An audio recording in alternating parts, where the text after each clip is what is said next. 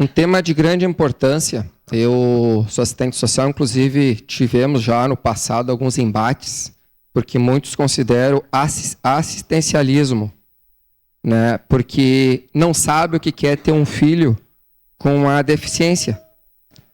E é só o pai e a mãe, eu tenho uma filha de 8 anos, se colocar nesse lugar. Eu ajudo muitas famílias com empréstimo de cadeiras de rodas, camas hospitalares, e cada dia que passa eu vejo uma história diferente. E eu sei do carinho e do amor que vocês têm por esse filho. Você é um anjo que está iluminando o lar da casa de vocês, aonde vocês estão. E peço a Deus que esses malditos de alguns políticos que dão a mínima importância, porque essas pessoas muitas vezes são esquecidas na sociedade. Eu conheço mães que são largadas pelos esposos, porque geralmente a mãe dedica de 70% a 90% do seu tempo para cuidar de uma criança, de um adolescente.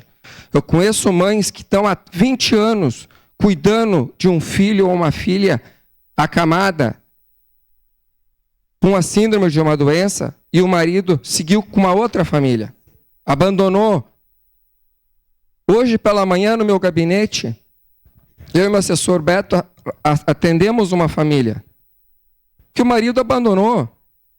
E eu fiz a doação de 2 caixas de dieta alimentar.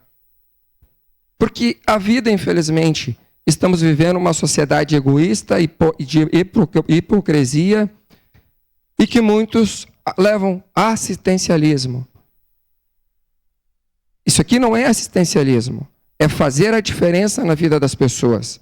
E eu fico muito grato, parabéns a vocês, a esse casal maravilhoso.